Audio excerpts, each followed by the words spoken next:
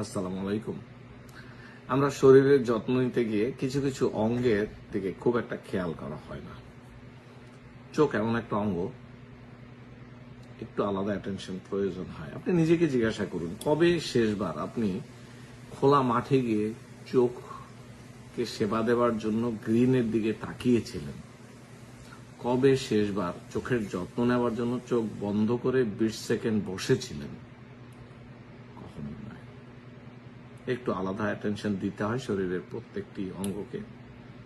চোখের ক্ষেত্রে 20-20 একটি রুল আছে, অর্থাৎ যাই করেন প্রতি 20 মিনিট পর 20 ফুট দূরের দিকে তাকিয়ে থাকুন 20 সেকেন্ড ধরে। তারপর 20 সেকেন্ডের জন্য চোখটুকু বন্ধ করুন, একটু চোখের আশেপাশে যে মাসলগুলো আছে হালকা মাসাজ দিন ফর 20 সেকেন্ড। চোখ একটু আলাদা অ্যাটেনশন আশা করে। আর বর্তমান যুগে আমরা সবাই এয়ার কন্ডিশনে কাজ করি। এয়ার কন্ডিশনে এনভায়রনমেন্টটা ড্রাই থাকে, তো চোখের ক্ষেত্রে একটু প্রবলেম, তো একটু খেয়াল করে চোখটা ব্লিঙ্ক করতে হবে।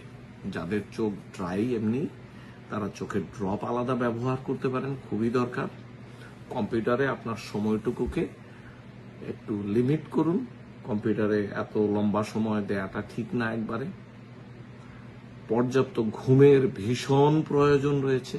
স্ট্রেস কমাতে হবে, খুবই দরকার। 40-এর পরে প্রতিটি পুরুষ এবং নারী প্রতি 2 বছর পর পর অন্ততপক্ষে চোখের ডাক্তারের কাছে গিয়ে চোখ পরীক্ষা করা উচিত। যাদের ডায়াবেটিস আছে তারা অবশ্যই চোখ প্রতি বছর চোখের ডাক্তার দিয়ে পরীক্ষা করানো উচিত। আর শিশু বয়স থেকে স্কুলের যে বাচ্চা, তাদেরও চোখের পরীক্ষার প্রয়োজন আছে নিয়মিত। কলেজের বাচ্চাদেরও প্রয়োজন আছে, যেটা বাংলাদেশের মতো দেশগুলোতে সাধারণত হয় না, কিন্তু অ্যাটেনশনটা দিতে হবে।